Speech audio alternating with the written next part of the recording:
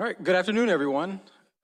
Good afternoon from the Naval War College here in Newport, Rhode Island. My name is Walter Burbrick, and it's my privilege to welcome everyone here on campus and everyone streaming live to what I anticipate will be a phenomenal panel discussion on the Navy's new Arctic strategy and what it means for America's sea services, the Navy, Coast Guard, and Marine Corps team. First, I want to thank our entire team here at the Naval War College, faculty, students, staff, everyone who played a part in making this event possible.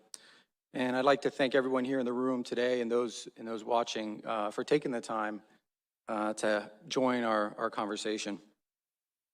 Today, you'll be hearing from an extraordinary group of teachers, scholars, and practitioners, good friends, colleagues, who I've learned a great deal from over the years, and I'm confident that in the short time that we have here together, you'll learn a lot from them as well.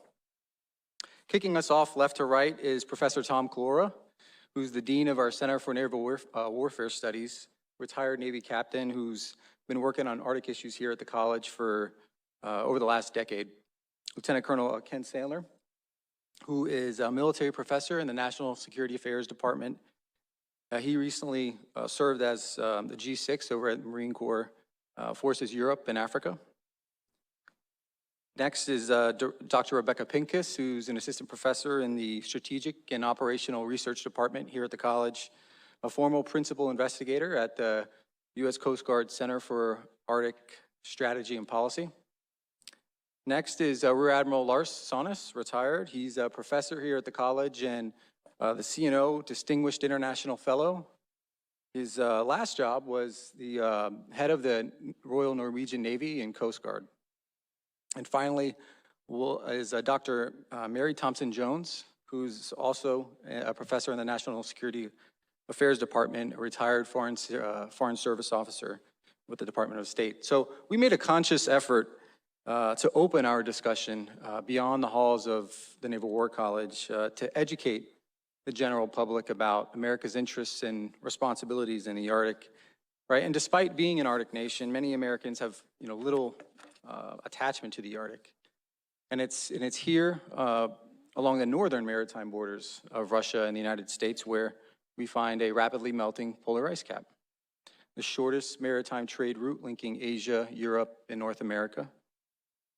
Nearly 1/3 of the world's untapped hydrocarbons, an increased abundance and distribution of fish and minerals, and rare earth minerals, increasing tensions between NATO and Russia, and the historical rise and influence of China's third ocean strategy. So today, multiple great powers are competing for access and influence. Small states and subnational territories in the region face mounting pressures as they take on larger roles in this new era of great power competition.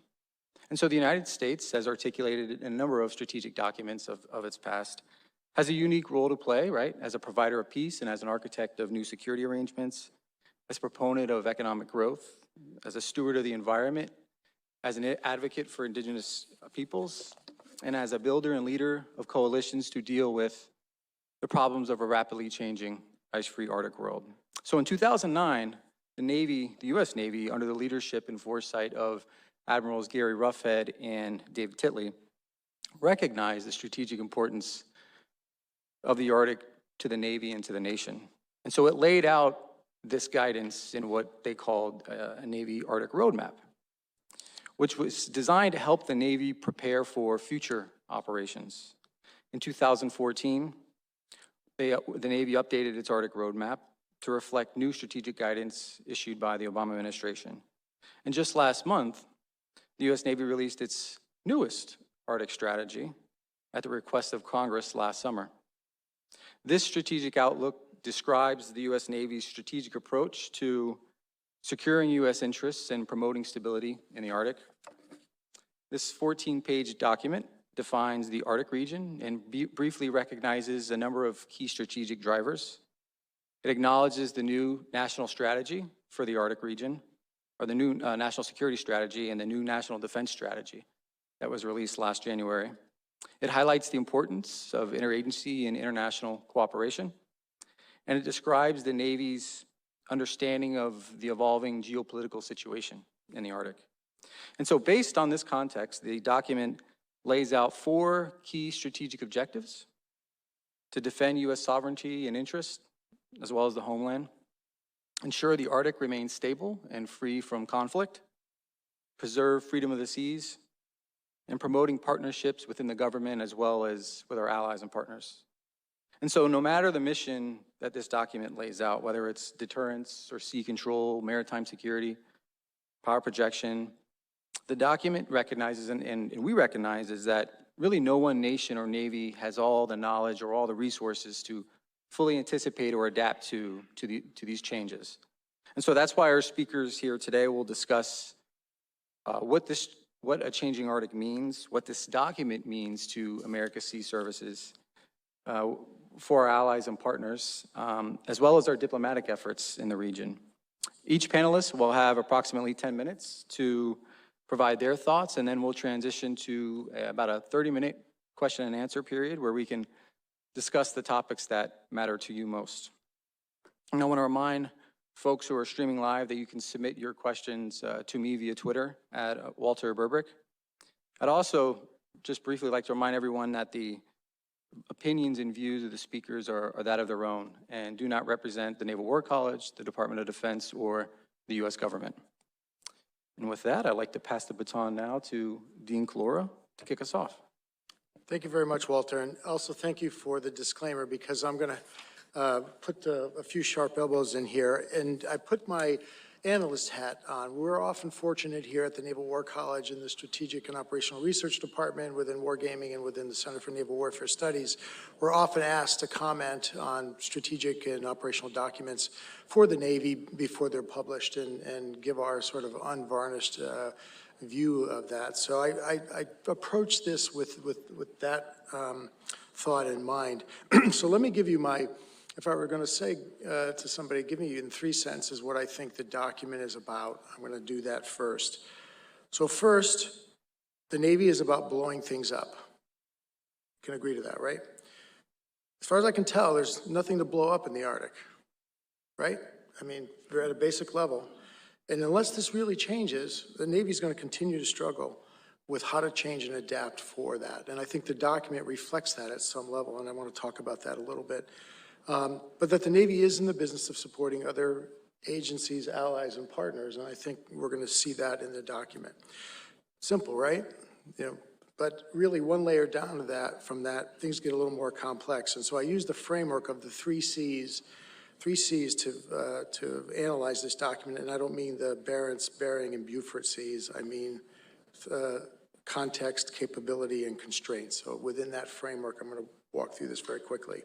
So when I look at the document, I read it holistically, and I thought, boy, this is, there's a certain level of schizophrenia in the document, frankly, if you look at it closely.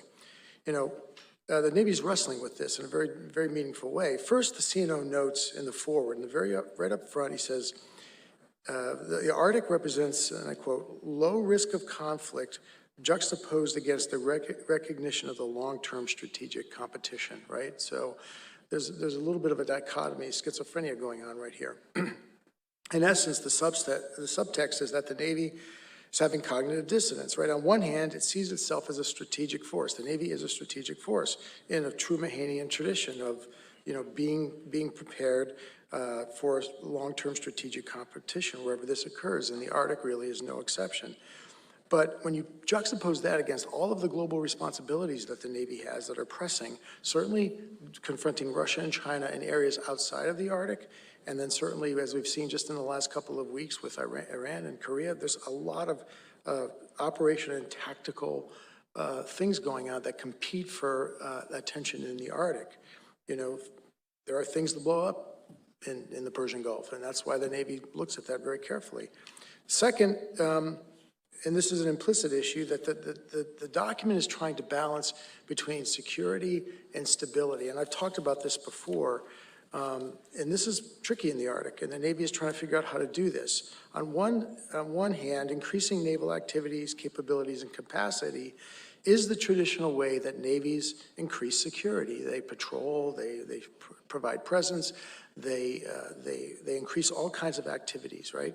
But an increase in activities can also lead to instability, right? Especially if it's misperceived by near peers, by Russia, by China, or even our allies there, the Canadians and Norwegians. I mean, if we're doing things there that really sort of start going off the chart, it could lead to a misperception into instability. So the trick for the Navy, and I don't know that the document does this very well, what is the knee in the curve? Where is it where you can increase activity to increase stability, or to increase security, but you're no longer contributing to instability? So I don't know that the document does that very well. And within this contextual framework of these of this, you know, the Navy has to figure out where to allocate funds. And remember, the money spent in the Arctic is not the first dollar the Navy's spending, right? It's the last few dollars the Navy's going to be spending. And that's tricky, right? Because there's so many other big competing programs that where does that money really go? And I'm not so sure the document does this any service, right? It doesn't really tell us where we should be spending money. And I know that high-level strategic documents don't do that. I understand that there are other documents, POM papers and CNOGs and all those other things, but really good strategic documents provide some implicit, if not explicit, understanding of where you should be focusing your energies, meaning where you should be focusing your money, meaning where you should be focusing your activities and your capabilities. So I don't know that it does that. So that leads me to capabilities. The document, as Walter pointed out, clearly outlines objectives, but it doesn't talk about the means. And so I built a little chart here to go through the four objectives. So the first one, in terms of defending U.S. sovereignty and homeland from attack, how does the Navy going to do that? Well, implicitly, I think right now that's fairly clear. SSBNs do a measure of that. Maritime patrol aircraft do a measure of that. But what about protection of shipping? What is the Navy's role in NORAD? What are those other activities? It's very hard to really understand beyond sort of the SSBN capability how it does that. Ensuring the Arctic remains stable and conflict-free. I've already talked about some of the challenges of that. And stability has traditionally come from a combination of presence and deterrence, right? Presence to be operating with allies and partners, but also a big stick in the region that has meaningful force behind it. How is that going to be achieved right now? Certainly, we're going to be working with partners, and that's reasonably defined in the document, but there is no really capability right now for the traditional presence role, you know, so how do we do that? P3s flying through are great, submarines operating under the water are great, but they don't really add to stability necessarily. What are those forces? Promote freedom of sea, promote freedom of the seas. I mean, submarines can be used for this, but that's problematic, right? I mean, that's not what submarines really do, and P8s can provide a role for, air overflight of sea routes, but the Air Force can do that and probably do that more effectively. What do we do when we talk about freedom of the seas? You know, we have, there's been talk about, and I think there's plans for CSGs operating in the Bering Sea, and of course they operate in the GI-UK gap. That's okay at some level.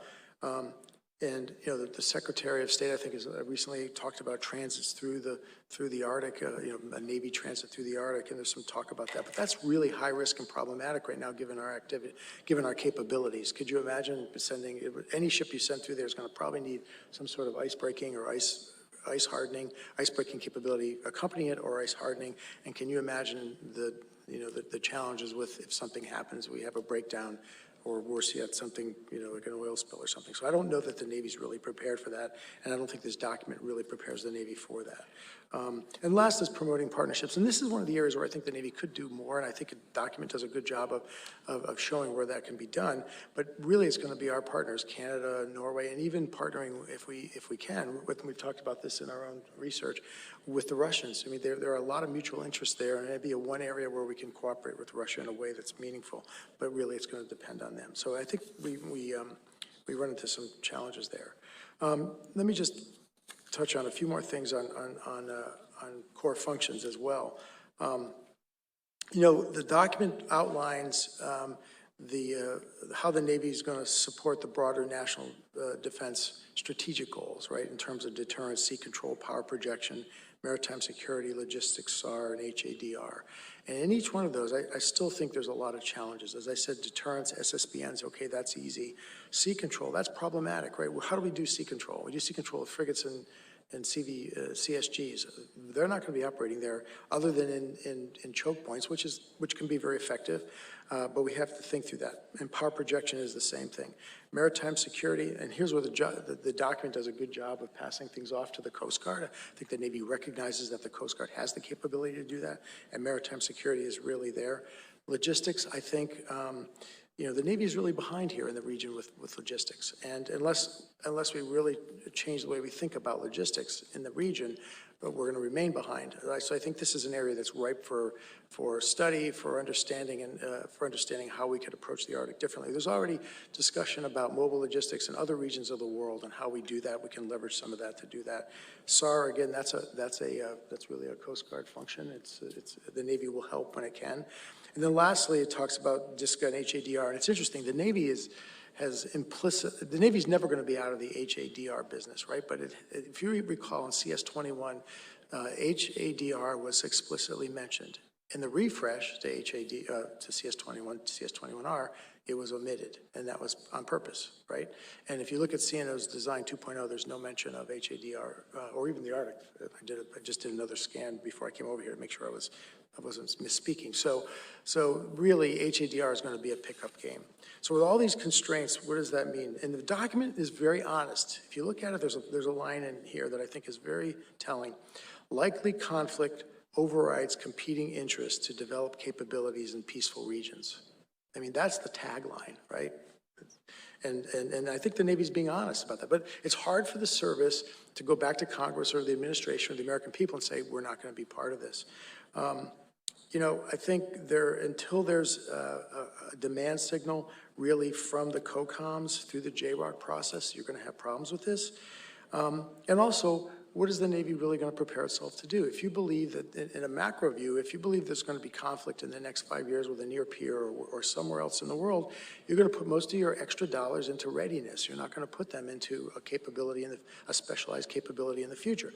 If you believe that we have a decade or more before we see any kind of conflict, and certainly before we see any conflict developing in the Arctic, you're going to be putting dollars into future systems. But the Navy is a system of systems, and you can buy a specialized asset like an icebreaker, but then once you start hardening frigates and other vessels, surface vessels to work up there or do other kinds of things, you're starting to change the way the Navy can be. You're impacting the Navy's ability to be flexible in other regions. So I'll leave you with this last thought. As I said up front, the Navy is about blowing things up, and there's really nothing to blow up in the Navy, okay, or blow up in the Arctic. So keep that in mind. And here, I think the Navy is rightfully hedging, and I think the document is honest in that. But I said once before at another venue, show me an ocean where the Navy does not operate in a meaningful and visible way, right? Show me an ocean where the Navy does not want to go. And so this is really the core sort of existential struggle, I think, that the Navy has to wrestle with, and that is, how are we going to operate in the Arctic? How is this different? And once we come to terms with that, I think you'll start to see different movement. So I'm underneath my 10 minutes, and I will cede to my colleague here, Lieutenant Colonel Sandler. Thank you, Walter. As the nation's expeditionary force in readiness, and as history has shown, the Marine Corps must be able to operate and fight in any climate and place, including Arctic conditions. And there's no better place to prepare than the Nordic Arctic region.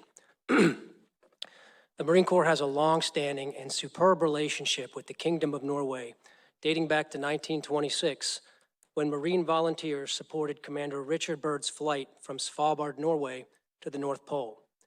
2 of the 4 volunteers were radio operators who demonstrated typical Marine ingenuity by constructing the actual shortwave radios taken on ship. During the Cold War, Marines helped protect NATO's strategic northern flank, and in 1981 established the Marine Corps Prepositioning Program Norway, which provides global logistics support, is staffed and operated mainly by Norwegians and managed by Marine Corps Logistics Command. Since the end of the Cold War, Marines have conducted periodic exercises in the Nordics, Baltics, and throughout Europe. As a Battalion S6 officer, I had the opportunity to participate in exercise Battle Griffin 99 in Norway. And beginning in 2017, at the invitation of the Norwegian government, Marine Forces Europe and Africa began introducing a persistent rotational presence in Norway, the Marine Rotational Forces Europe. This force is comprised of an infantry battalion reinforced by enablers and a MARFOR coordination element deployed to 2 locations in Norway, Varnes Air Base and Settermoen, which is within the Arctic. The Marines' presence advances service corps competencies, including cold weather and mountain warfare training in Arctic conditions, exercising pre-positioned equipment, and amphibious operations. It supports the joint force by enhancing overall interoperability with allies and partners, supports EUCOM and NATO plans, and promotes enduring U.S. interests of security in the Arctic. Now, while technology has transformed the ability to instantaneously transmit voice, video, and data across the globe, the unique difficulties of communicating in the Arctic have not changed since well before those first Marine radio operators almost 100 years ago. These include severe magnetic storms, the polar cap absorption phenomena, high mountains with heavy metallic concentration, all of which are detrimental to radio signals. Satellite communications are especially problematic due to the extremely low takeoff angle needed to access equatorial geostationary satellites. Low takeoff angles are also impacted by scintillation, which is the refraction of radio signals through the atmosphere. And if that wasn't enough, aurora borealis usually peak about every 28 days, leading to a total blackout of high-frequency communications. Lastly, the cumulative effect of cold, dampness, and ice shorten battery life, exacerbate maintenance issues, and most importantly, take an immense physical and mental toll on everyone operating in that environment. If you get past Mother Nature and establish solid communications, you then have the man-made challenges which can contest freedom of maneuver in cyberspace and across the electromagnetic spectrum. When it comes to SATCOM in the Arctic, the Russians are ahead of the US. They've been using highly elliptical orbiting satellites called the Molniya constellation for over 50 years. These provide the most efficient SATCOM coverage for that region. And Norway is in the process of procuring high elliptical orbiting satellites for civil and military use, and the US is a partner in that. The Norwegians have one of Europe's most technologically advanced telecommunications infrastructures and have been incredibly supportive and generous allies. This is their backyard, and we have learned much from their tactics, techniques, and procedures. In this regard, operating in polar latitudes requires a return to fundamentals while validating emerging C4 capabilities. Essentials include integrating the information environment into the planning process, alternate communication plans with path diversity, ground and aerial retransmission, and couriers. Low Earth orbiting satellites like Iridium also show promise, as do several other capabilities. As part of efforts to strengthen our cyber perimeter, we've collaborated with Norwegian cyber defense forces to improve information sharing at the tactical and operational level. Through Arctic working groups, communications exercises, and NATO exercises like last fall's Trident Juncture 18, NATO's largest exercise since the Cold War, which featured a strong Arctic element, including the deployment of the first U.S. aircraft carrier above the Arctic Circle since 1991, this challenge is being addressed, much work remains, and momentum must be maintained. My personal thoughts on the Navy's document are, while lots of practical actions are being taken to address these challenges, the strategic outlook minimizes the great power competition and is very generic, maybe by design. While it mentions the Marine Corps once under power projection, it seems to give lip service to other challenges in the Arctic in reference to deterrence, sea control, maritime security, and logistics. Nothing really on other shortfalls, including icebreakers. And while it does mention maritime domain awareness, nothing related to C4 challenges. So I interpret it as it's stating it's a low-threat environment, there are other higher priorities, and requirements are being met. This contrasted with the Coast Guard's Arctic Strategic Outlook, which overall was a more complete document, addressed great power competition, communications challenges, and icebreaker shortfalls within 3 lines of operation. And that's all I have. Thank you. Perfect, and that is a perfect transition to Dr. Pincus. Over to you. Thank you. I've been asked to talk a little bit about the Coast Guard's Arctic Strategic Outlook, which was released in April, and there's interesting comparisons to be made between the Navy and Coast Guard documents. The Navy's outlook came out in January. It's 14 pages. It was not given a lot of attention or a big rollout. It's not available on the internet, for example. The Coast Guard's document came out in April. It's 48 pages and has been pushed out to the media pretty strongly. So right on the surface, there's some pretty significant differences. And I think the differences reflect the very different contexts that the Coast Guard and Navy confront in the Arctic region. The Coast Guard is seeing ongoing present-day growth in its Arctic missions, and it's struggling to find the resources to cover this mission growth. On the other hand, the Navy is facing demand signals in the Pacific and the North Atlantic and sees the Arctic more as a future-located concern. The strategic competition flagged by the Coast Guard in its strategic outlook, which I'll talk a little bit more about later, also falls within Coast Guard mission sets and in the maritime domain is best matched by Coast Guard engagement.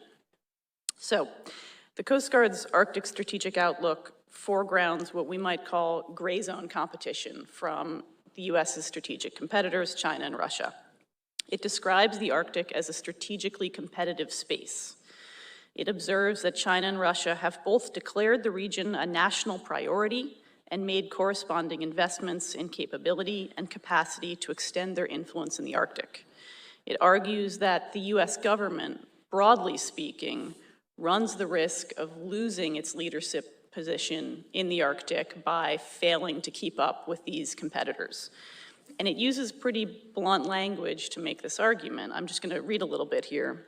Over the past 15 years, the nation's strategic competitors have invested heavily in Arctic-capable assets, infrastructure, and relationships, some of which are targeted at eroding the influence of America and the rule of law. It flags what is called a strategic resource gap in the Arctic region. So the strategic context for these documents, I think, reflects the differences that the services are facing, which I mentioned earlier. And from a Coast Guard perspective, it's striking how much the Coast Guard's strategic outlook reflects the current day experiences of the Coast Guard. Because there's growth going on across the mission sets for the Coast Guard in the Arctic region right now. This is happening in the present day. It's been happening for a few years. We're seeing increasing demand for search and rescue, particularly linked with a sharp growth in cruise tourism traffic in the Arctic region. More cruise ships are going up there. They're larger. That creates a significant set of concerns from a SAR perspective. There's increased demand for spill response capabilities as energy production ramps up in the region. There's demand for fisheries enforcement. While there is currently a moratorium on fishing in the central Arctic Ocean, there are significant questions about the ability of Arctic states to enforce that moratorium. In addition, there's increased demand for law enforcement missions in the Arctic region, particularly linked with smuggling activities. There's reports of narcotics smuggling back and forth across the Bering Strait from Russia, for example. In addition, environmental stewardship missions are increasing as human activity in the Arctic ramps up. There will be corresponding impacts to the very fragile Arctic ecology, and in particular, the unique marine mammals of the Arctic region, which are specially protected under US law, and responsibility for which falls on the Coast Guard in the maritime domain. So the Coast Guard is experiencing ongoing demand right now, and you can see that sense of urgency reflected in its strategic outlook. In addition, the Coast Guard's Arctic strategic outlook reflects the close relationships that the Coast Guard has built in the region over decades of operating there, in particular with Arctic and indigenous communities, as well as with the other Arctic states. The Coast Guard participates in the Arctic Coast Guard Forum, which is the only operationally focused Arctic fora that brings together all 8 Arctic states. So it's one of the very few fora where US and Russian representatives can speak directly. The Coast Guard's Arctic strategic outlook also reflects Coast Guard awareness of the significant operational challenges that include basic communication gaps, like Ken mentioned, logistics, as Tom mentioned, lack of infrastructure, maritime domain awareness, and rapidly changing environmental conditions. A final note, The Coast Guard is in the middle of recapitalizing its polar ice-breaking fleet. The contract for the first polar security cutter was just awarded a few weeks ago to VT Halter, with options for 2 more. And so the Coast Guard is expecting that its first polar security cutter will arrive in 2024. That polar security cutter will immediately be sent down to conduct missions in Antarctica. So we're really looking at the second or third ship in the series to increase US surface presence in the Arctic region. And so I think that resource context is an important element for understanding the Coast Guard's strategic outlook, which, as I've already mentioned, is a long format and very thorough engagement with the present day and future challenges that we're confronting in the Arctic. Thanks. Thank you, Dr. Pincus. So, I would like to sort of have the international view on this. So I also would like to sort of start off with the assessment. And first of all, I will just say to Lieutenant Colonel Sanders, it's both our backyards. It's not only Norwegian's backyards. I think Alaska is part of the Arctic too. So, but I'm saying this not to sort of, you know, it's a friendly thing because if you look at Norway, we truly believe, and every Norwegian believe we are an Arctic nation. If you're in Alaska, you think you're an Arctic nation. So, I'm trying to give you another perspective because the Arctic Ocean is slowly opening up for commercial development and access to resources. And the long-term climate changes in the Arctic will create a geopolitical earthquake. The magnitude of this earthquake is still something political scientists are discussing. But it's happening very slowly, and the activity in the Arctic is not that much at the moment. But whenever sort of frontiers moves, states react. And especially the 5 Arctic coastal states are reacting today to the opportunities and challenges in the Arctic in different ways. So when I look at the 2 strategic documents from the Coast Guard and the Navy, I try to look at what do they really want to achieve in 30 years' time? And what do you really want? Perhaps you want a stable, prosperous region where these coastal states are working together to create a sustainable environmental region called the Arctic. Perhaps they would like to avoid conflict. And you will find that all the 5 Arctic coastal states have that in their strategies for the Arctic. So it's not a surprise that both the Coast Guard and the Navy Arctic strategy is sort of embedded around that frame. But they have a different view on it. And I will not repeat the previous thing, but I would just say that from my view, it looks like the Navy is saying, we don't want to spend money. And the Coast Guard say, we would like to spend money because we think we need it. And then they argue from that. Well, as a former chief of Norwegian Coast Guard and Navy, I used to say that the Arctic is a place characterized by low tension and high attention to changes. I think it will be naive to say that today, and I can describe that by 2 sort of latest statements from the US. So Secretary of State Pompeo went to Rovaniemi and sort of punctured the Arctic Council by saying that great power competition is now in the Arctic. He's right, of course. No doubt about that. But the success of the Arctic Council is that you never say that. Because you would like to talk about the soft issues, the cozy thing, the maritime governance, the things that we can agree upon. And so, by reason, this has sort of been left out of the debate. And the US has been a leader of that. On the other side, you have then the security advisor Bolton in the Coast Guard Academy a couple of weeks ago saying, oh, Arctic is low tension. It should only be sort of the task of the Coast Guard to go there. And they will solve it when they get a new icebreaker. And then Carl Schultz comes up and says, yeah, we can probably do something in 2024 and beyond if we get 1 or 2 or 3 icebreakers, but now we can do nothing.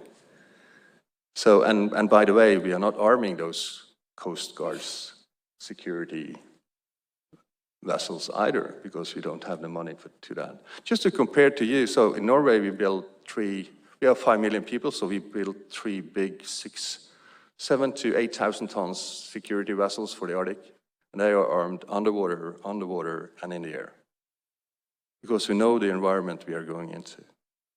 So this low tension, high tension thing, what is the common assessment of the Arctic? And I will tell you, if you look at it from a Russian point of view, their defense minister, Sizhou, said now, by 2020, when the 5th trifold is operational in Tixi, they have coverage from the Bering Strait to the Barents Sea, full radar coverage, 1,600 miles, S-400 air defense systems, compared with the Bastion defense system, anti-surface missile system, a fully operational communication network, and an underwater surveillance system. And from what I see is that we need to start looking at the Arctic as it is, not what we want it to be. And tension between NATO and Russia is increasing in the Arctic. The Arctic Ocean is surrounded by 4 NATO states and Russia. And with help from NATO partners like Sweden and Finland, we still have sort of a way to go there. So the key question is actually, how do we bring Russia in as an Arctic partner in the future, long term? Competition is still low, but you know, China and Russia is a growing concern. And I used to say, you know, even Denmark now wants to send their fighter pilots to Greenland to ensure their territorial integrity from Russian fighter bombers. You can see them in Alaska, you can see them along the Norwegian coast. And is it low tension when your neighbor is starting to target your radar installation, your critical infrastructure, showing up with a submarine along their shores with ballistics capabilities? Is that, you have to ask yourself, do you regard this as a very low tension?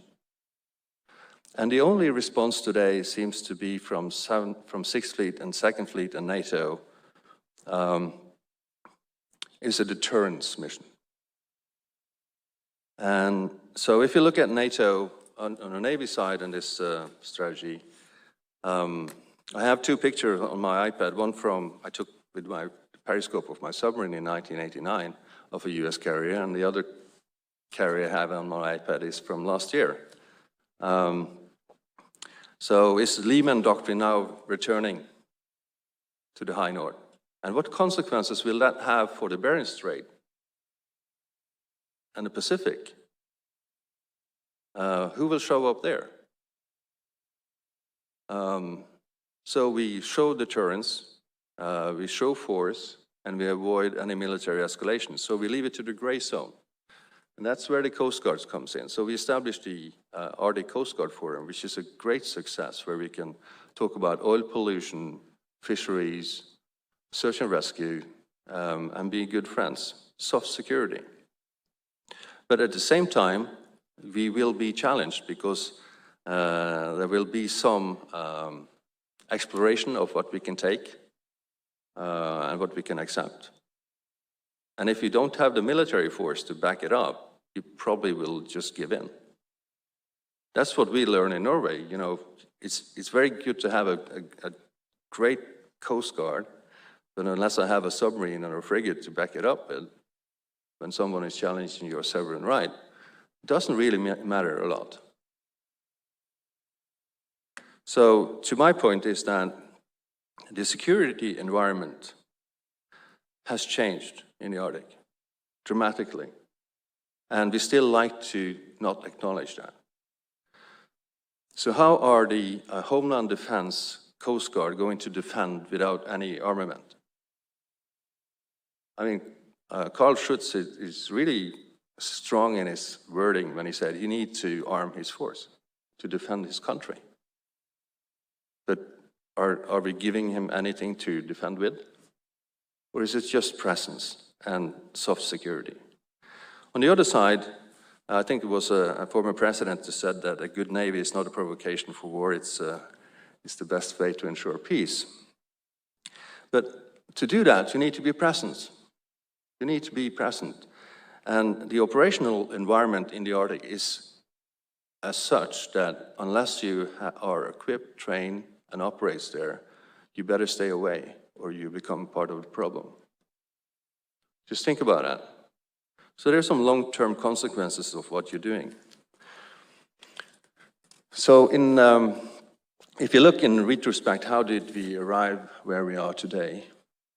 Well, I think if you look at, and you have to use Mahan in this auditorium, and his naval theory describes how a nation's maritime economic strength and a navy will secure growth in peace, which sets the condition for economic warfare that leads to victory in war.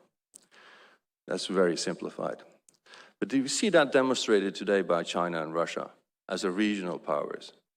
He said Russia is really arming their part of their Arctic, and they can do so, as China do in the South China Sea, but in a different way. And the difference is that all the Arctic countries have a sort of acknowledged that the UNCLOS is part of the development of the Arctic. So the Russians are not doing anything wrong, they're just defending their territory. They are now defending their northern sea route. And if someone wants to challenge them, they will be the bad guys. That's how they view it. That's not the way the US view it. And you can say the same about the Canadians too. They think they are the good guys. And anyone that challenged them are, to them, the bad boys. So there are some challenges, be honest about that. So, but I think what you see from China and Russia now is a strategy promoting soft economic and diplomatic power of influence, we will probably talk about that, combined with the hard military power of commanding the regional sea. In many ways, naval strategy is renewed with a regional design in the Arctic as well as in the South China Sea. So how can we cope with this? If you look at your command structure at the moment, who should you ask? You should ask NORDCOM. And what view do NORDCOM have? Defense of territory? If you ask Admiral Foggo as EUCOM, he will look at it from a NATO perspective. If you ask PACOM, he will look at it from a Pacific perspective, and they all have tentacles into the Arctic. So this is the geopolitical earthquake. So you have the new established Second Fleet. So on the European side, you have Sixth Fleet, Second Fleet, EUCOM, NORDCOM, trying to figure out who is doing what and where and why. And that will influence what's happening on the Pacific side. And then you have the Third Fleet and the Seventh Fleet doing things on the Pacific side, and that will influence something on the European side. Do you see what I mean? The C2I4 in that region has to be looked upon as a one region, not as 3 or 4, 5 different regions. So there are some gaps. So from what I say, there's a gap in observation, sort of remote sensing, building awareness that are circumpolar to everyone, also your allies. There's still a lack of navigational aid. It's poorly charted. It's actually dangerous to go up there. I experienced that. And you have a lot of challenges with high latitude communication. It doesn't always work. You have limited infrastructure, especially on the American side and the Canadian side, where you cannot sort of go into a harbor and fill up your boat for replenishment. And the mobile response by ice-capable vessels are just not there. So this is a challenging operational environment that requires specialized training and equipment, and you need to, and it takes time to build those forces. So what to do? I mean, there's still a lot of ice in the Arctic, and perhaps in 2040, 50, we will have a lot more activity and much more access. There are still some, we acknowledge the conflicting views and challenges related. So my suggestion is that this is the window of opportunity to look at a circumpolar Arctic region through the lenses of future security challenges. And when you look at new capabilities, take into account that the Arctic might represent the future highway of military conflict or become an avenue of peace. So we can still do as we do now, increase the arms race into the Arctic, contain Russia and deter from military aggression. That's currently the path we're on. I think we can isolate the Arctic by inviting the Russians in to keep the Chinese out. That's another one. Or we can create a circumpolar security architecture that include the future interests of states, similar to structures we see in other regions of the world. There is a need to look at confidence measure that taking into consider that the Arctic is opening up, and this is a new region, not part of Europe, not part of Pacific, it's not part of Russia, it's not part of America, it's actually one circumpolar challenge.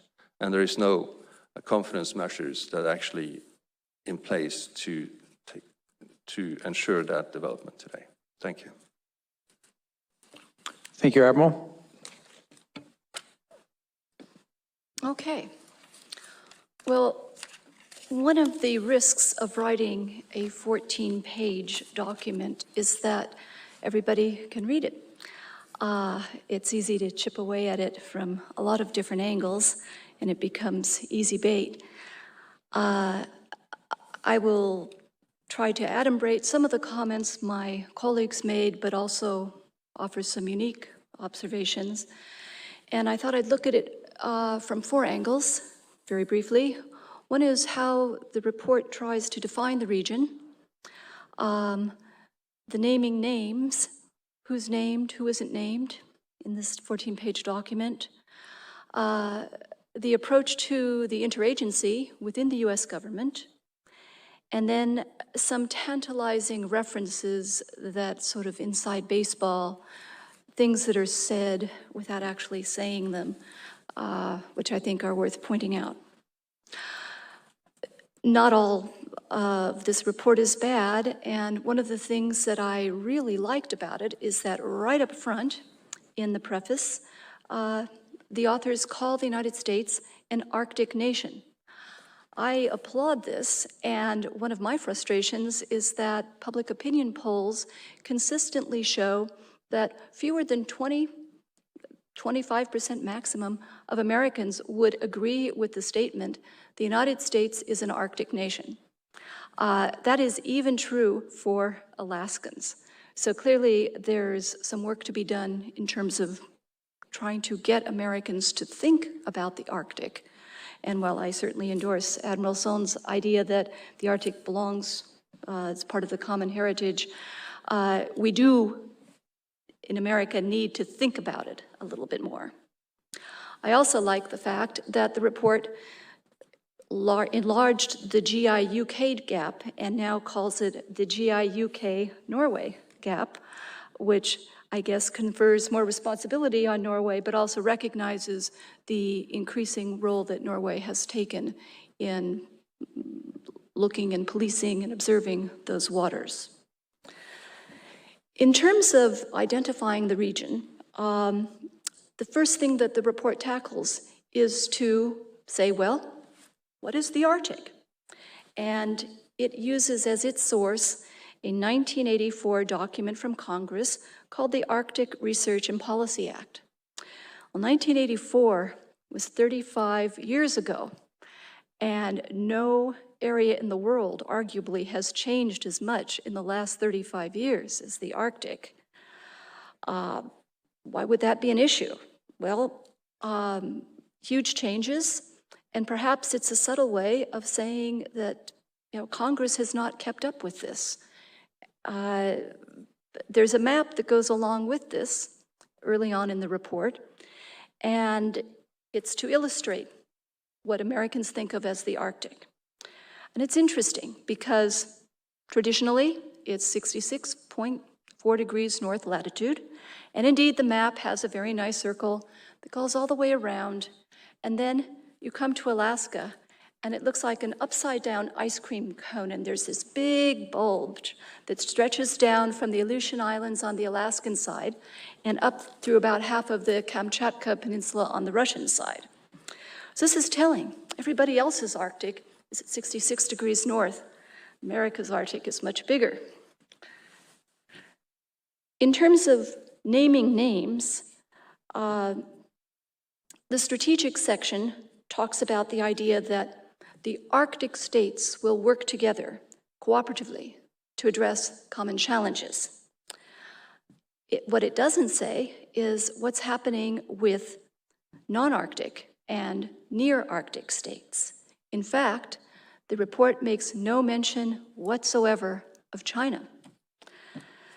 The Royal Canadian Navy gets a shout out in terms of collaborating with the United States, yet the report omits two critical factors about US-Canadian relations in the Arctic. We have a fundamental disagreement about whether or not the Northwest Passage is, in fact, within Canadian internal waters, as Canadians would argue, or whether or not it's part of international waters. The US conducts freedom of navigation operations, emphatically believes that that's international. There's a second border dispute as well, which deals with the Beaufort Sea, which is next to Alaska and Canadian territory. Squaring the Canadian approach with our very fundamental insistence on freedom of navigation is something that the report, perhaps wisely and perhaps intentionally, does not touch, but is something that, at least diplomatically, the United States really needs to think a lot about.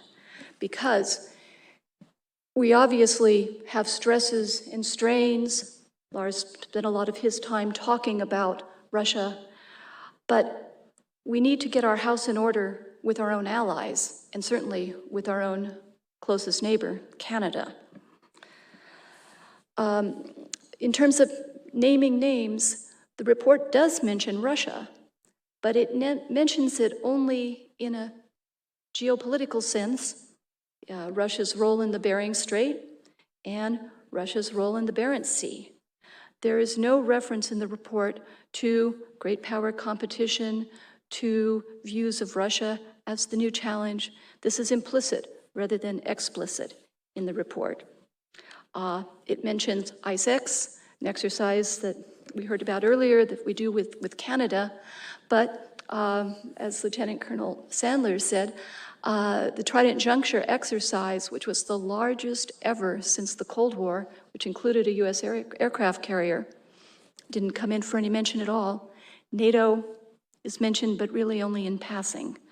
So there's a lost opportunity here to not only name names, but explain the context of this region.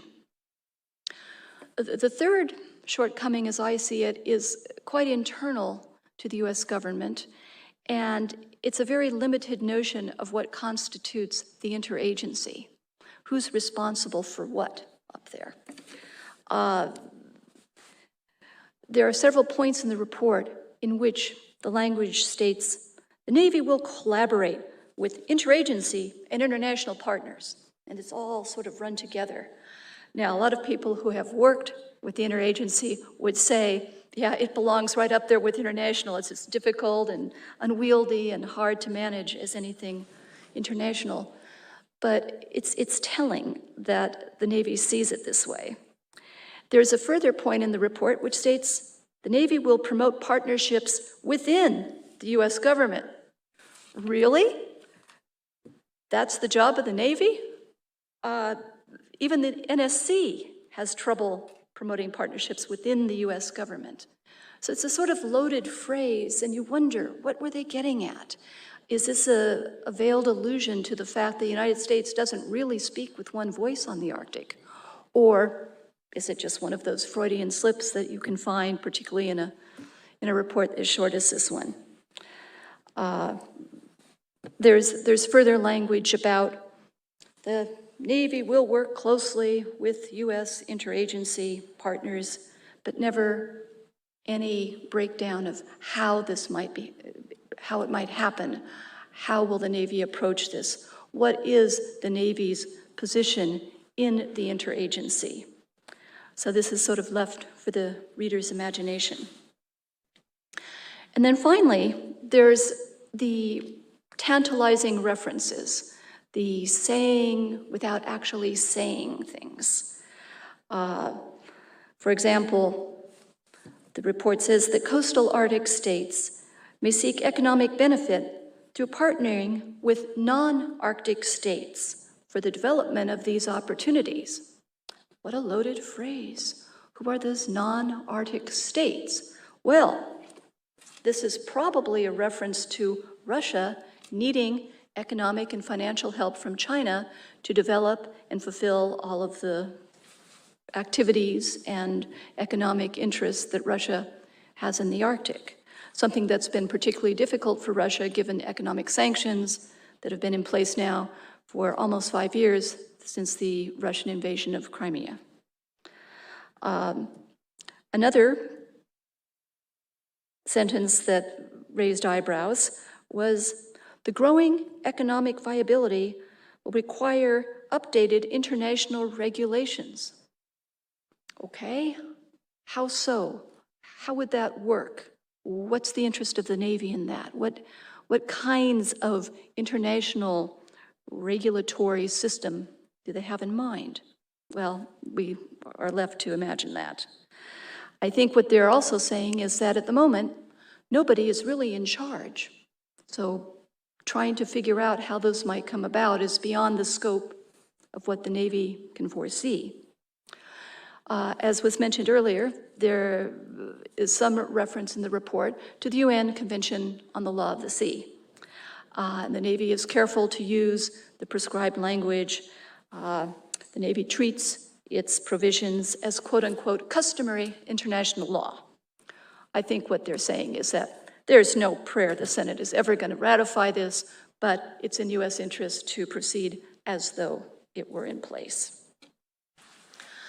As Lars mentioned earlier, there are a lot of fingers in the pie just within the U.S. government in terms of combatant commanders and beyond. The applicable sentence here is the Unified Command Plan provides the means of coordinating and synchronizing those activities. The report goes on to mention those with equities. The NORTHCOM, INDOPACOM, EUCOM, STRATCOM, SOCOM, TRANSCOM. I think what the report is really saying is that there's too many people up there, too many people with conflicting responsibilities and no policing of who exactly has what, and as a result, when you have too many people in charge, as you all well know, no one is in charge. There is one line about diplomacy, which I'm particularly interested in, and its role in preserving freedom of navigation, something that's true not only in the Arctic, but well beyond. And the boilerplate phrase is repeated, as it is in other reports. Freedom of navigation operates on a triple-track program involving, among other things, diplomatic representation. So, diplomatic representation. What does that mean? What it has meant recently is earlier this month when Secretary of State Mike Pompeo went to attend the most recent Arctic Council biennial meeting. In my eyes, it meant a lost diplomatic opportunity. What did the headlines say? Secretary had a good speech. He persuaded one foreign audience member of the fact that the Arctic has, in fact, evolved into an arena of great power competition. If you read the speech, it has a lot of good examples in it, names, doesn't pull any punches about Russia and about China. He didn't get those headlines. The United States didn't get the headlines that the speech was designed to get. Instead, the administration got caught up with the debate over climate change. It has a neuralgia to seeing this in any document that it will sign. It insisted to the point that instead of issuing a joint declaration, which has meaning in the diplomatic world, the Arctic Council was forced to issue a much watered-down statement. That's a lost opportunity. There's one other lost opportunity, which is there's an empty podium somewhere in Nuuk, capital of Greenland. That was meant to be the centerpiece of a visit from Secretary of State Pompeo. He was meant to announce, with great fanfare, that the U.S. was about to install a permanent diplomatic presence, something like a consulate or an American presence post, and have an actual American officer on the ground, living, working, being out, meeting people, talking to Greenlanders about the reality of their situation, not only from the military point of view, but the economic, socio-political, all aspects of Greenland. That announcement didn't happen because Secretary Pompeo didn't go to Greenland. At the last minute, he was pulled away because of, quote unquote, pressing business elsewhere in the world. There's no way to weigh all of this. Clearly, he did weigh it, and he found pressing business elsewhere. But for people who are Arctic watchers and Arctic observers, it's yet again an example that's mentioned in the report as well. Right now, at least in the American eyes, the Arctic is just not enough of a priority. It's not a national priority, and most of the time, it's not an international priority. And this report is yet another example of that position, and I, for one, hope that over time, that position changes.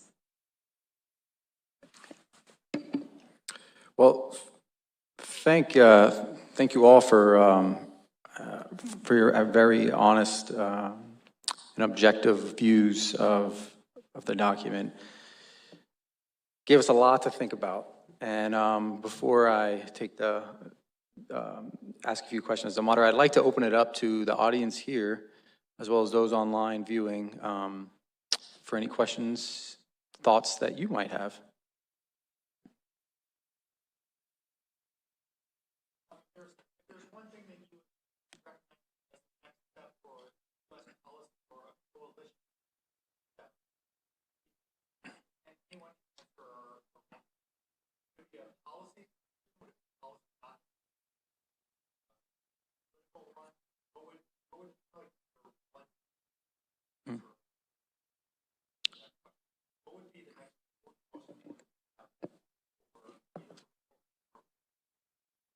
So the question is, the next most important step in terms of a U.S.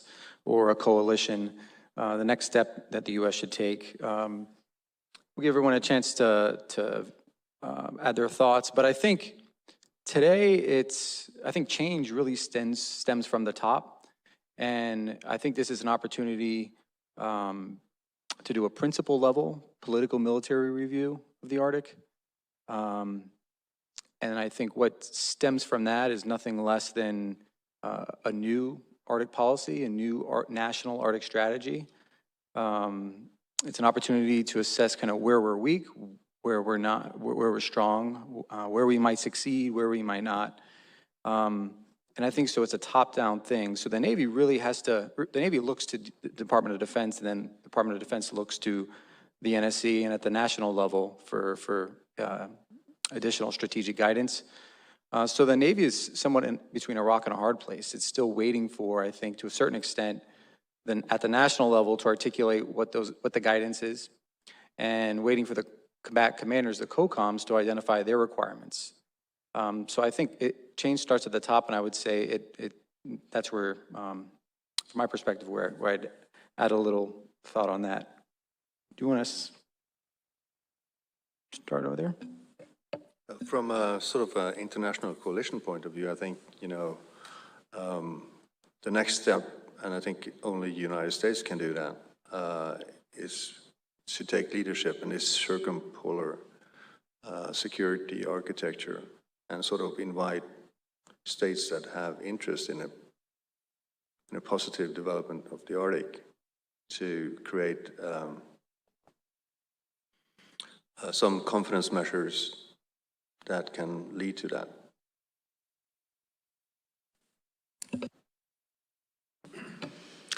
Well, looking to Congress, to pick up on Walter's point of top-down, there is an Alaska, state of Maine, Congressional Caucus, and Senator Lisa Murkowski from Alaska has proposed, I think more than once, the idea of a cohesive and comprehensive Arctic agency. Her complaint is that our current policy is too dispersed. It's too difficult to figure out how to get to decision makers, and it's a little bit of this and a little bit of that. She obviously has a vested interest in this, but it's interesting that she's reached across the continent to the state of Maine, and Angus King, Senator King, has also echoed this. And some of Murkowski's proposals are very concrete, using Nome, which is just slightly south of the Arctic Circle, and turning it into a deep water port to answer the call for a permanent presence in the Arctic, which is something that we don't have right now. So that would be one way. So one of the things I think is interesting is that we haven't really, I mean, the thing we're struggling with is what does the future look like, right? It could go one of very different pathways. If you take, I think, Lars's view, and I think it's an important one to recognize, especially from a Norwegian perspective and Allied perspective, that this could be a very contested place, right? And if it's a very contested place, you're going to do you're going to do some things. If you think it's more cooperative, you're going to do other things. And if you're going to spend money and it's going to be contested and it doesn't wind up being contested, again, you waste that last dollar. I don't know that we've thought comprehensively about the alternative futures there, right? So once you do that, a document that does that, and then sets out a series of things you can do prior to committing big money, I'm talking small money, would be very useful. So you say, okay, if we have a contested future, this is what the region looks like, or if it's a peaceful or semi-collaborative future, it looks like that. If it's peaceful and highly collaborative, it looks like that. Then you could then go down and say, what are the kinds of things you need to do that are common to all of those that you should do first, right? There's some scene-setting things. I think Sino said this, I think Jeff Barker on the OPNAV staff relayed this to me once, that he said Sino Richardson's view was that we should be preparing to do things, but not do them any sooner or any later than we need to. And we could find ourselves in a position in the Arctic where it's too late to catch up. I think we're almost there now because we don't really know what we should be doing because we haven't envisioned these futures. So I would think the next document, the next step would be to, let's figure out what these futures are. Let's figure out what these alternative capabilities are that we need. Let's figure out what the common capabilities are, and let's do that. I mean, intuitively know what some of that is. Maybe it's presence, maybe certainly it's an ice-breaking capability, but we need to figure that out. And then say, okay, at this point, if we start to see this activity, we're going to need to commit money to harden, do more maritime patrol. Maybe we do more communication stuff up there. Maybe, communication is probably going to happen. Communication logistics are probably going to happen no matter what the future is. But when do we start committing to that? So I think that's what I would like to see next. That has to be at least whole of DOD, maybe not whole of government, but it certainly has to be across the DOD and not just the Navy and the Coast Guard. So that would be my recommendation. And Walter and I are signing up for that. We're moving to DC in a week.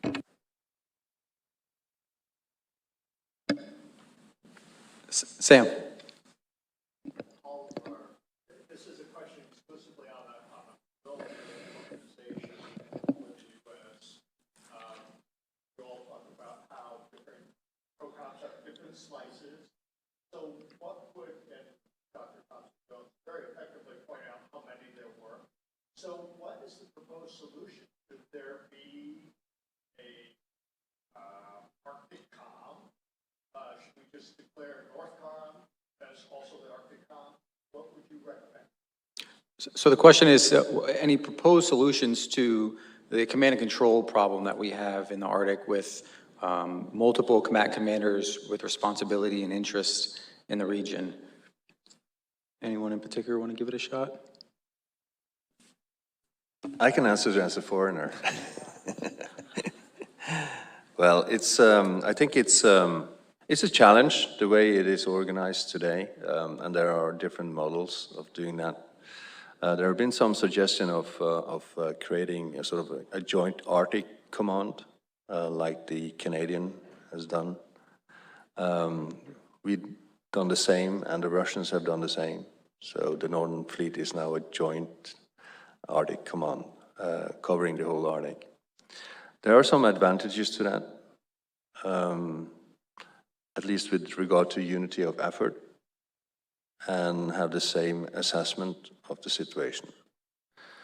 I think that will become more important in the future as activity increase in the Arctic, that you can share a common assessment both from the Pacific side and the Atlantic side, because it will be to a higher degree connected to each other. So whether that should be a new command structure or not, that's up to the US to find out. I'm just predicting that there will be a need to look at it. So, I mean, there is already a sub-unified command there, right, Alaska Command. So my sense would be to spiral this out, right? Start with authorities, give Alaska Command more authority to be able to charge, to do things. Increase those authorities, as I think Lars is suggesting, as activity changes, change those authorities over time, and then you'll reach a culminating point where you can then make a decision to create to create a joint command in that way. I mean, you're old enough, we're both old enough to remember when there wasn't a Fifth Fleet, right? When we would be out there and we'd be steaming between, you know, PACOM, and then all of a sudden you'd be, who are we attached to? Or an Atlantic Command. Well, how did that happen? And PACOM had responsibility for the entire Persian Gulf. So this can be changed, but I think we should sort of grow into it. I don't think you need to do an immediate thing. So that would be my recommendation. I think, like a lot of things, the reason that it exists is because nobody has a better idea. You start thinking about, well, which combatant command would you lose? Well, don't lose EUCOM because EUCOM has NATO, and NATO needs to step up. And we could talk and do a whole other panel on NATO in the Arctic. So you don't want to lose EUCOM. And then there's PACOM. Well, Alaska is in PACOM territory, and one of the key choke points is only 51 miles across. So you really need to keep PACOM in there. And of course, NORTHCOM. So nobody has really come up with the answer to which one would you lose. And I think that's probably stalled good ideas on how to rethink the geography of it.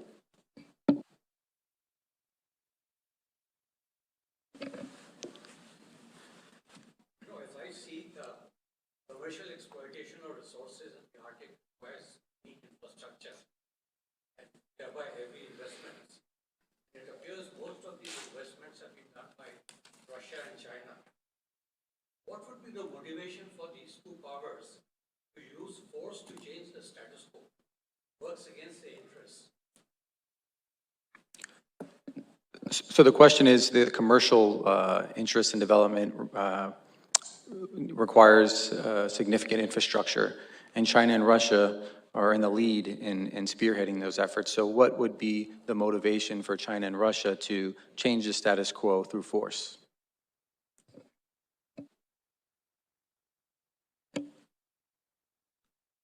That's a big question. I think I would start by observing that for Russia, development of Arctic resources is really sort of at the heart of their strategy for the rest of the century. Russia is an economy built on the extraction of natural resources, oil and gas foremost. It's a narrow resource base, raw material exporting economy that's relatively brittle, and most of its onshore wells at this point are relatively late in life. They're sunsetting. Most of its untapped resources are in its Arctic zone. So the Russian economic vision is to develop the Northern Sea Route that runs along the Russian coast and use that as a global economic shipping route that it can use to export resources both east to Asia and west to Europe, and use that as an engine of economic growth throughout the rest of the century that will enable it to regain great power status. And that's a really core national interest. I've heard the analogy that for Russia, their Arctic zone is like Taiwan for China. Like it's really one of the absolute core interests. Russia can't develop those resources by itself. It doesn't have the capital. Before 2014, it was dependent on investment and expertise, primarily primarily from US and European companies. Since 2014, those sources have dried up, and it pivoted very sharply towards China after 2014. It's just a really clear, evident, sharp pivot. The relationship has been somewhat rocky, but there's a lot of mutually overlapping interests. If China and Russia can sync themselves up, China is a resource importing country, and it has a fair amount of capital that it's been investing around the world overseas right now to secure its resource base. So the needs and interests of both countries align very well. It's not an easy partnership. They have had less success in materializing their partnership. There's been a lot more rhetoric than actual deals signed, but the longer that the West is isolating Russia, the more, and to a certain extent, what happens with the global price of oil. But those two factors are really setting the needle on how dependent Russia is going to be on Chinese investment and influence. And I think that's one of the major factors we should be watching in the future. Russia has been trying to diversify its sources of investment. It has turned to Japan, Vietnam, India, other countries to try and seek investment for Arctic development. But unless it's successful in securing alternate sources, it will be seeking Chinese capital. So I think the strategic triangle is very active in the Arctic region in a way that I think we haven't fully grappled with yet. Because the more pressure we apply on Russia in the Arctic, the further we push it towards China. Yeah, so I think it's both in China's and Russia's interest to keep keep the Arctic as peaceful as possible, because, as you say, they're investing a lot of money into this, and it has a huge impact on their economy.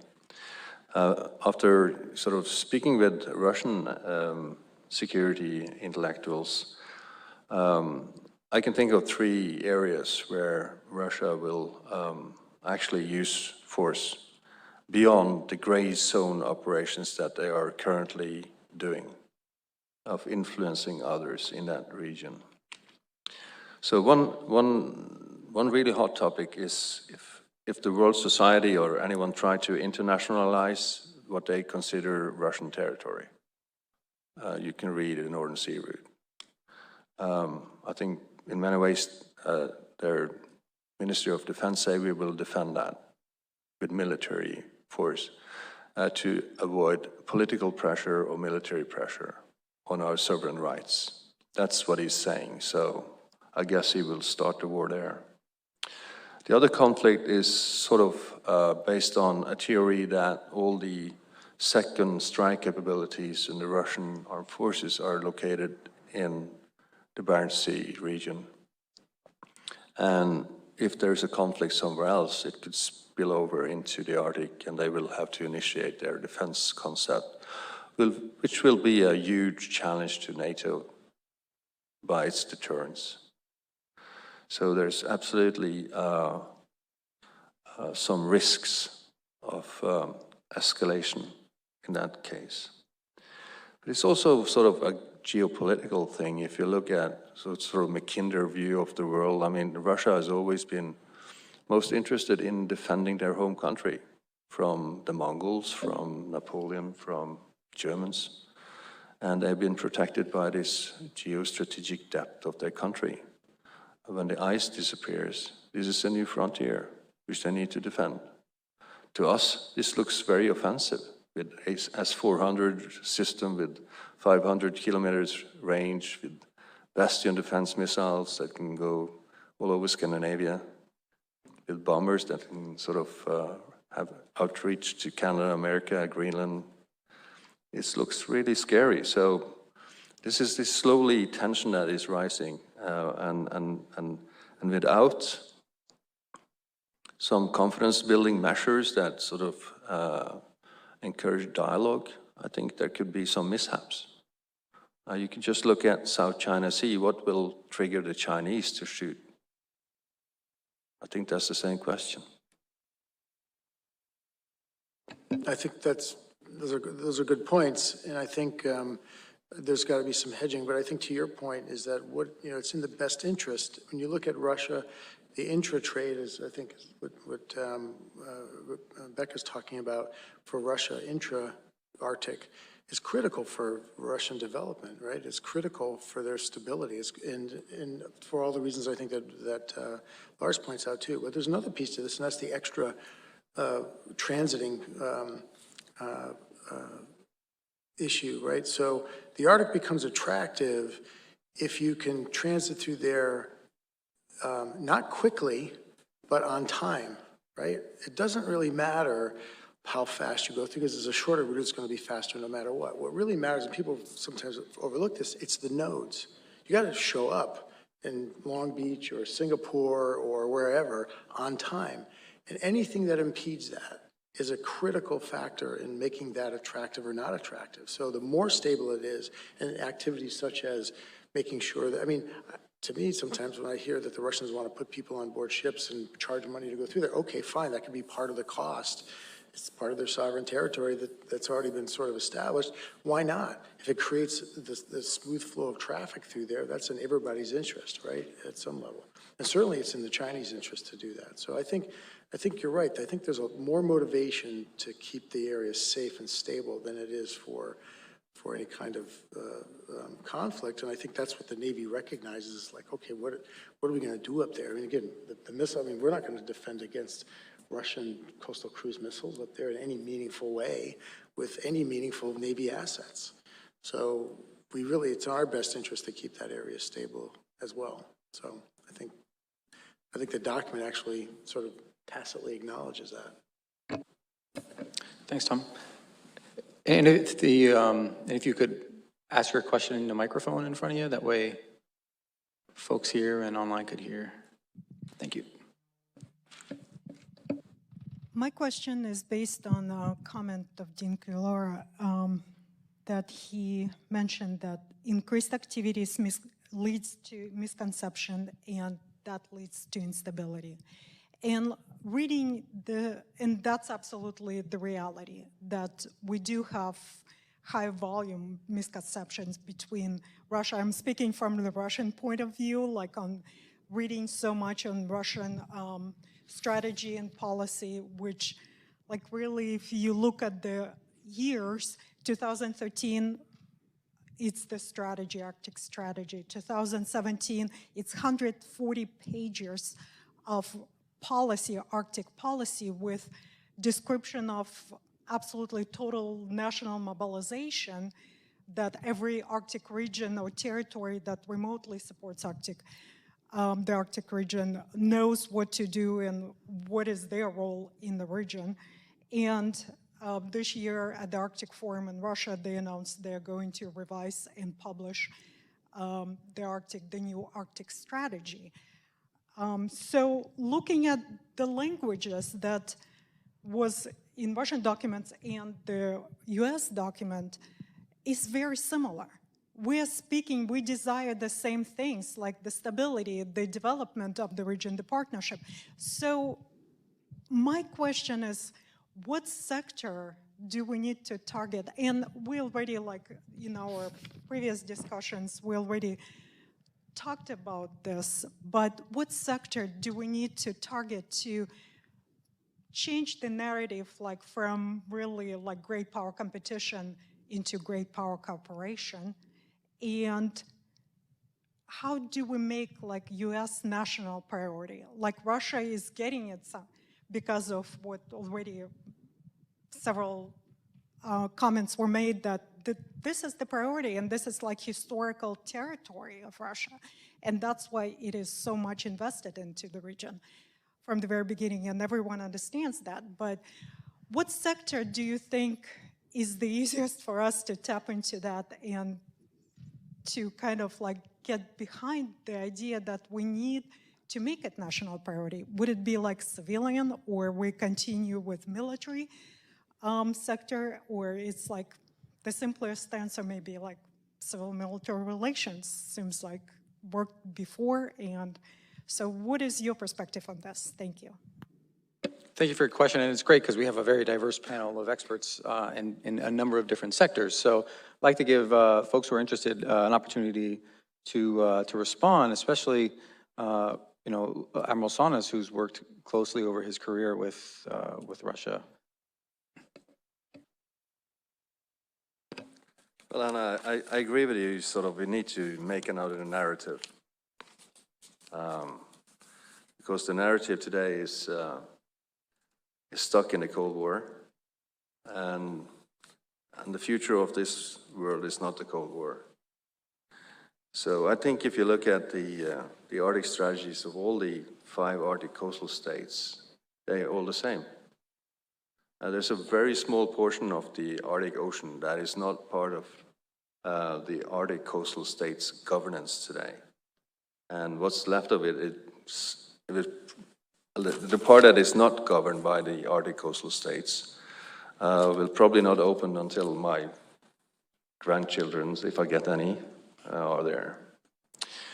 So we have a long time. So I think the narrative today will be that you need to shift this to say the Arctic Ocean area is so important to this globe in lieu of the climate change that the Arctic coastal states really need to sit down and frame the future of it. Do we really want to keep it prosperous, safe, in all senses, and avoid a security tension to rise, and that will actually prevent us from keeping it safe? I think we need to make a new narrative. I think we have to say this is so important that it's more important than other things. That's what politicians need to say. This is more important. It's in the 5 Arctic coastal states' national interest to make this happen. That's the narrative it takes. And then I think the other part of that narrative is that to say that the Arctic goes beyond the 5 Arctic coastal states. I hope that answered that question.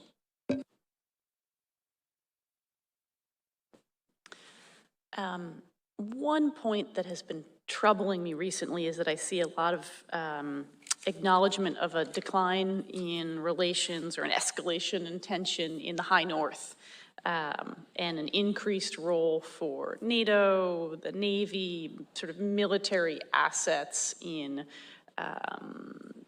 getting involved in the relationship in the high north, and Trident Juncture is a really great example of that, right?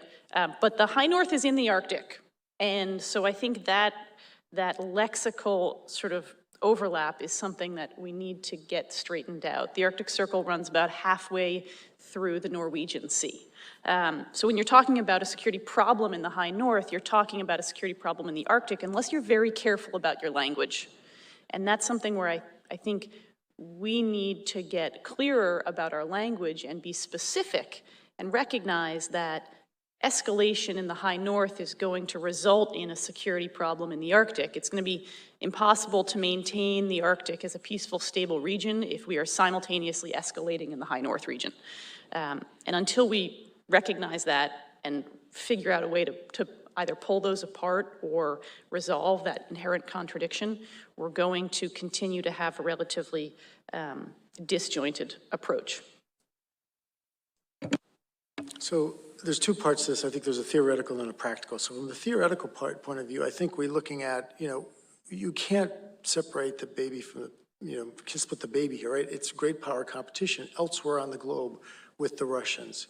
And that's what's impeding our discussions in the high north, really. Their behavior and our perceived that they're behaving badly is something that's impeding that. So that's got to start to, so what comes first? Can you fix that around the globe? I don't know. The challenges with Syria and with the Middle East and with parts of, with the Ukraine and everything else that's happened, I think it's hard to split out.